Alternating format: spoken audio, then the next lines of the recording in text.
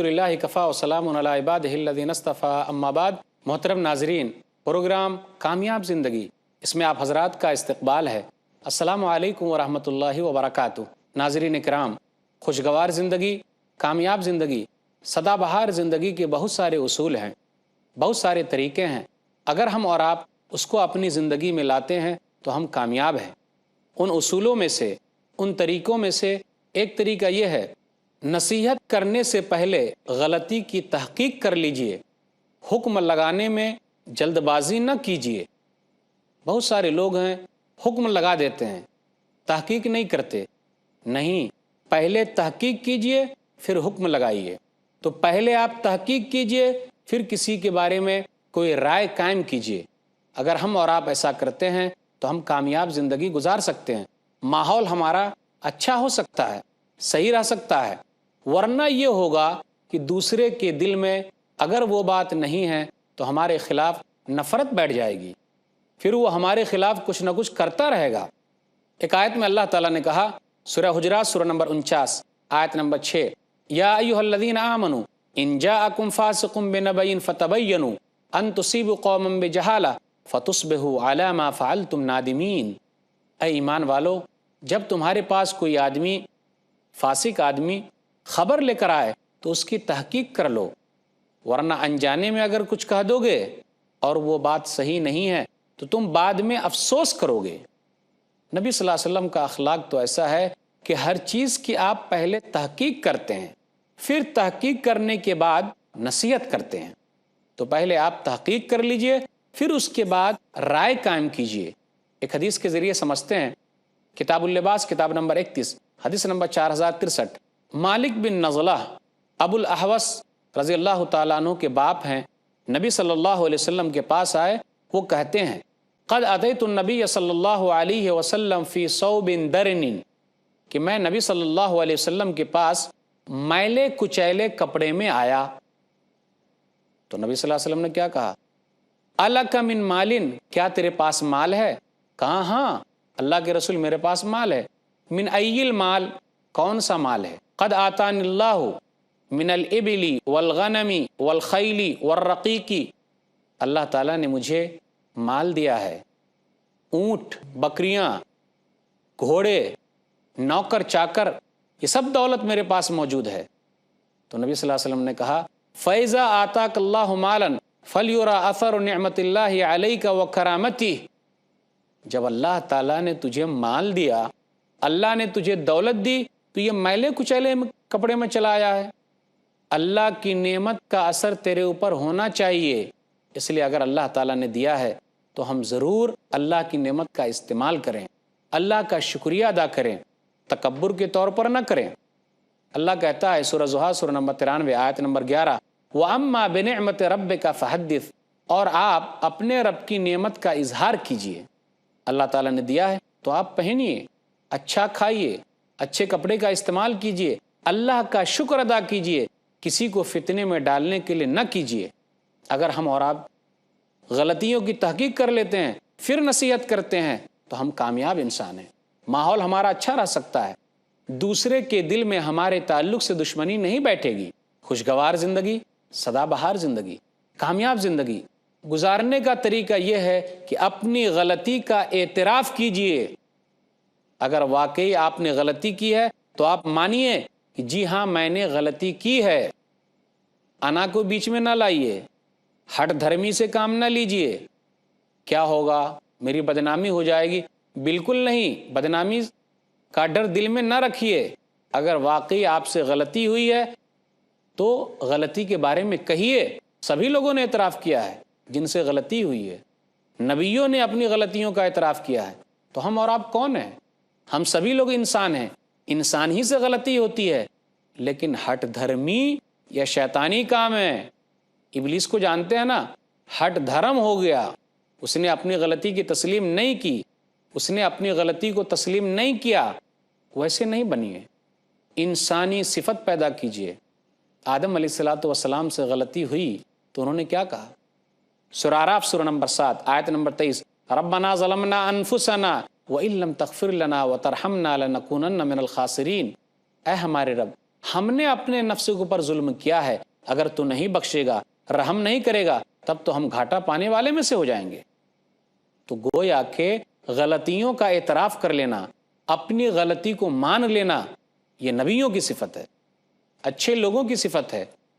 اس لیے کبھی بھی ہٹ دھرم نہ بنیے، اگر واقعی آپ غلطی پر ہیں تو اپنی غلطی کا اعتراف کیجئے تاکہ بڑے مسائل نہ پیدا ہو، ورنہ ہوگا کیا، ایک غلطی کو چھپانے کے لیے آپ کئی جھوٹ بولیں گے، مسائل کھڑے ہو جائیں گے۔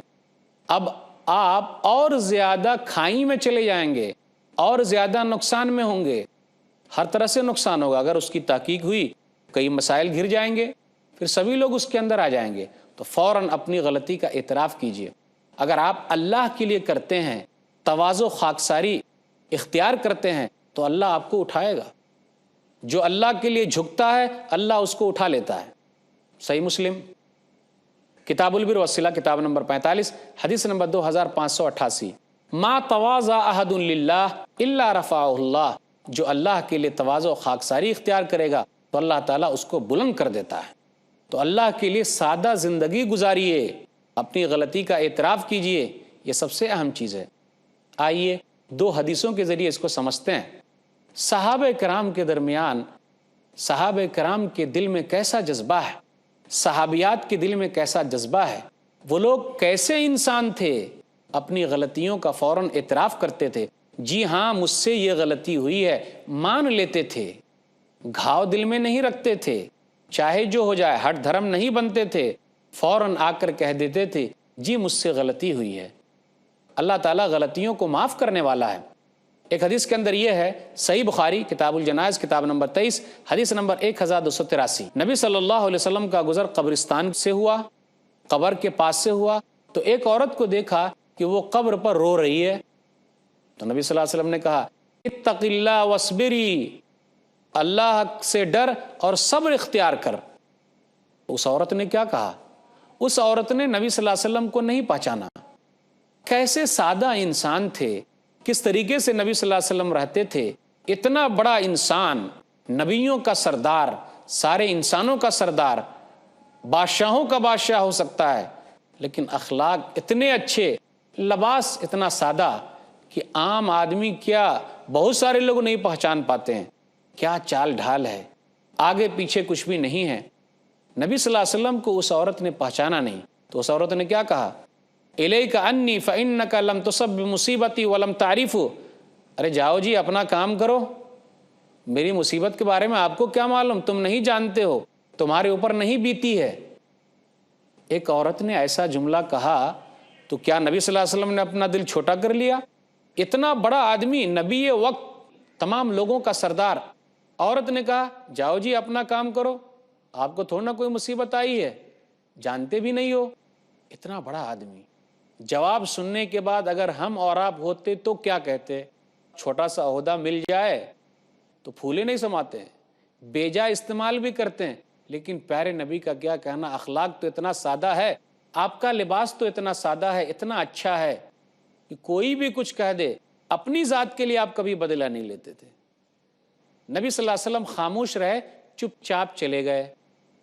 کسی نے بتایا اس عورت کو کہ یہ نبی صلی اللہ علیہ وسلم تھے۔ اب دیکھیے عورت کے اندر یہ بات پیدا ہو گئی کہ اس سے غلطی ہوئی ہے۔ صحابہ کے درمیان جذبہ ہے تو صحابیات میں بھی جذبہ ہے کہ اپنی غلطی کا اعتراف کر رہی ہے، اپنی غلطی مان رہی ہے، تسلیم کر رہی ہے۔ نبی صلی اللہ علیہ وسلم کے پاس آئی تو آپ صلی اللہ علیہ وسلم کے دروازے پر کوئی دربان نہیں ہے، اور آ کر فوراً یہ جملہ کہا لم اعرف کا، اللہ کے رسول میں نے آپ کو جانا نہیں۔ تو نبی صلی اللہ علیہ وسلم اس کو بے عزت کر سکتے تھے، کچھ کہہ سکتے تھے، بول سکتے تھے، کیونکہ نبی کی بے عزتی ہوئی ہے، لیکن پیارے نبی کا کیا کہنا، قربان جائیے۔ آپ صلی اللہ علیہ وسلم نے کہا انما الصبر عند الصدمۃ الاولی، سن لے صبر تو پہلے صدمے پر ہوتا ہے، یعنی جب آدمی کو جھٹکا لگے، مصیبت لگے، پہلے جھٹکے ہی میں تو اصل صبر ہے۔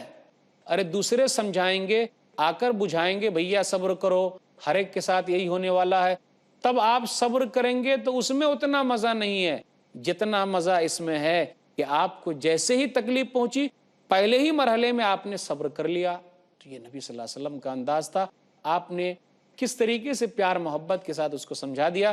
اور اس عورت کا جذبہ دیکھیے، فوراً اپنی غلطی کو مان لیتی ہے. ماشاء اللہ، صحابیات میں بھی جذبہ ہے اور صحابہ میں بھی جذبہ ہے. ایک اور حدیث صحیح بخاری کتاب التفسیر کتاب نمبر 65 حدیث نمبر 4640. ابو درداء رضی اللہ تعالیٰ عنہ کہتے ہیں کہ ابو بکر رضی اللہ تعالیٰ عنہ اور عمر رضی اللہ تعالیٰ عنہ کے درمیان محاورتن، کوئی بات چیت ہوئی. فاغضب ابو بکر عمر، تو ابو بکر رضی اللہ تعالیٰ عنہ نے عمر رضی اللہ تعالیٰ عنہ کو غصہ دلا دیا. بھائی انسان ہے، غصے میں آ گئے، غصہ دلایا. ابو بکر رضی اللہ تعالیٰ عنہ ان کے پیچھے ہو لیے، عمر رضی اللہ تعالیٰ عنہ کے پیچھے، بھیا مجھ کو معاف کر دو. تو عمر رضی اللہ تعالیٰ عنہ اتنے غصے میں نظر آئے کہ اپنے گھر کا دروازہ بند کر دیا اور ابو بکر صدیق رضی اللہ تعالیٰ عنہ کو معاف نہیں کیا، اتنے غصے میں.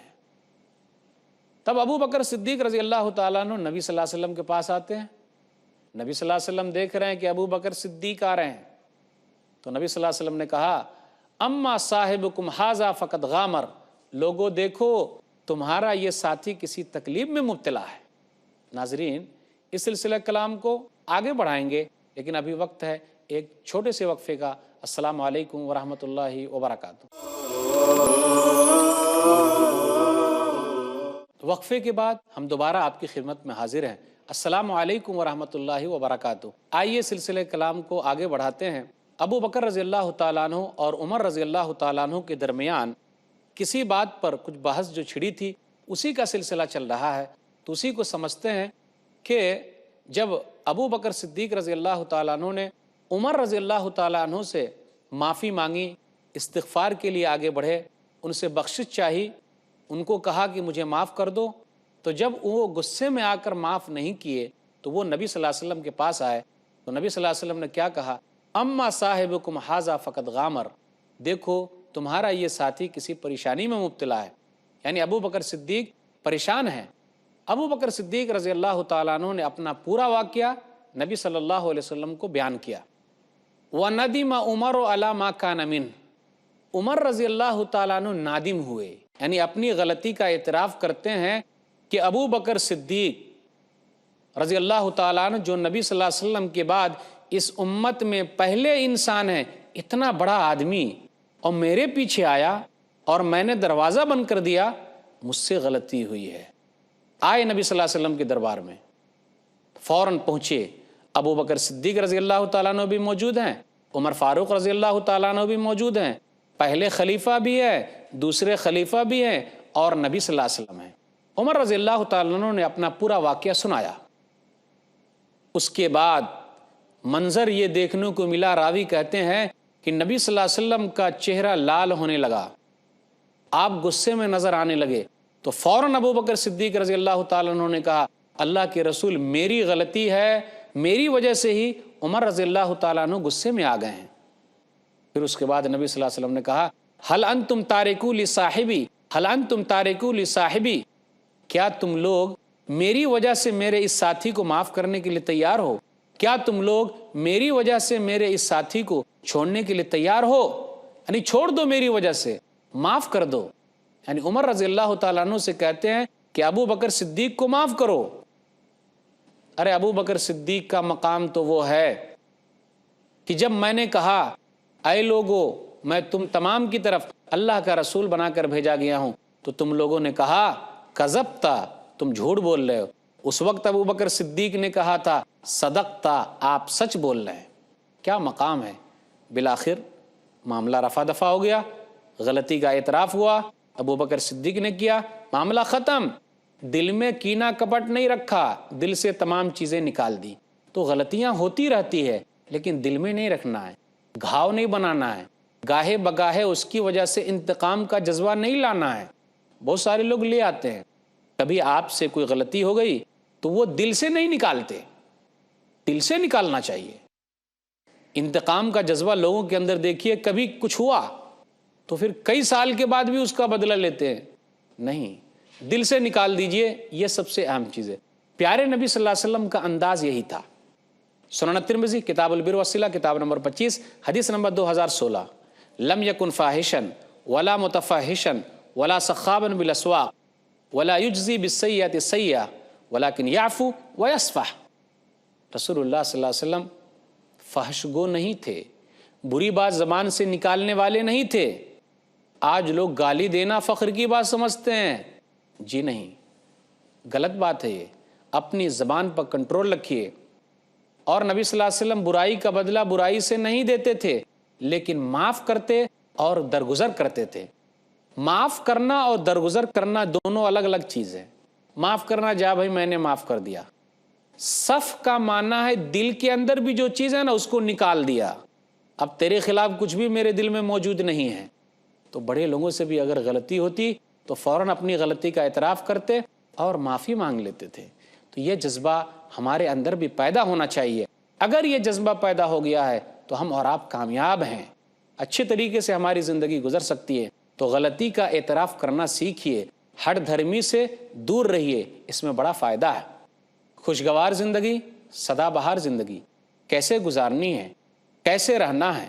ہم اور آپ اگر چاہتے ہیں کہ ہماری زندگی خوشگوار گزرے، اچھی گزرے، تو ہمیں یہ کرنا پڑے گا کہ پریشانیوں میں مسکرانا سیکھ لیجئے۔